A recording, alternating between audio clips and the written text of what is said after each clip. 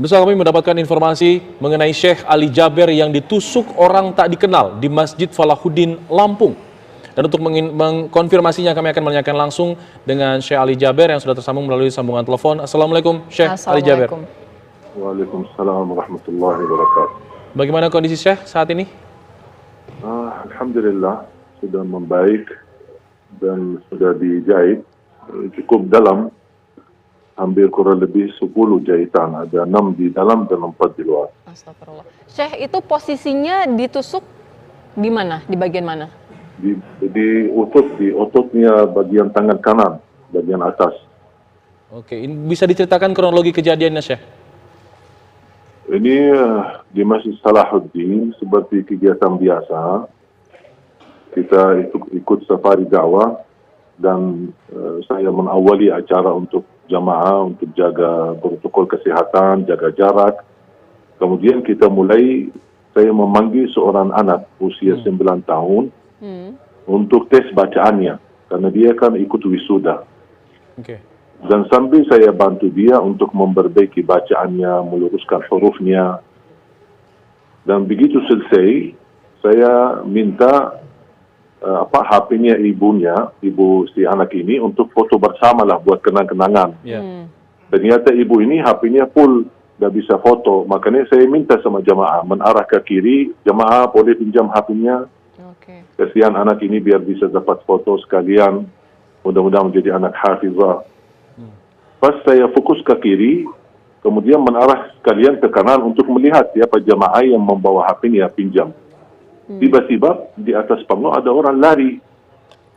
Kemudian karena posisi panggung ini cukup dekat dengan jalan.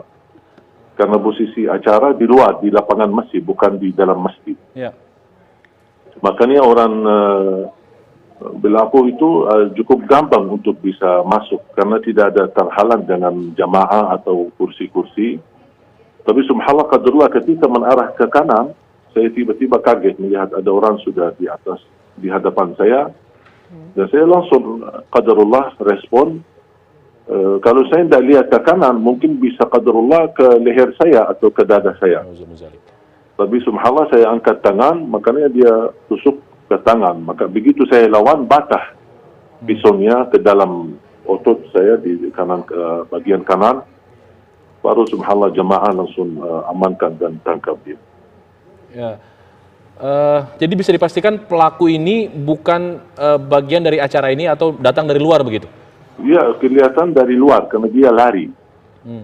Dia lari. Cuman ke posisi jamaah cukup fokus karena kita lagi bukan lagi ceramah tapi lagi diskusi dengan jamaah, berdialog dengan jamaah. Makanya jamaah banyak fokus ke saya, tidak memperhatikan. Dan ini kejadian pertama kali barangkali, apalagi posisi saya di panggung cukup dekat jalan gitu. Ya, bisa dipastikan Syekh, pelaku ini benar-benar satu orang? Yang kita ketemu tadi satu orang. Apakah ada orang lain, mungkin mereka lepas diri atau larikan diri dari tempat. Tapi yang kita lihat ini ada satu orang dan langsung diamankan. Ya, jujur saja kasihan pas lihat jamaah menghajar dia dan mukul dia, saya bilang jangan, amankan aja dulu, biar ini tugas polisi, jangan kita main hukum sendiri. Iya, Syekh, mendengarkan informasi tidak Syekh, siapa sebenarnya pelaku ini?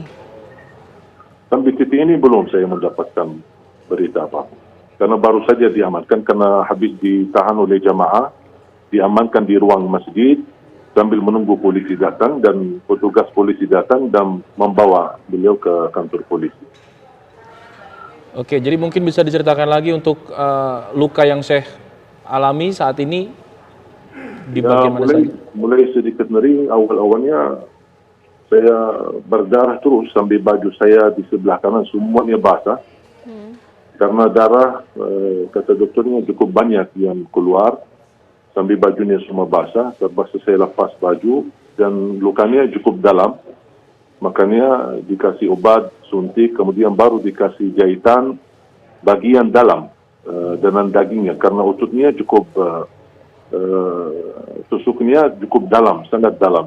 Makanya dokternya pun bisa mengobati tambah harus ada suntik dan dikasih obat. Baru kemudian di jahitan bagian dalam kurang lebih ada 6 Kemudian baru di bagian di luar ditutupi 4, jadi semuanya 10.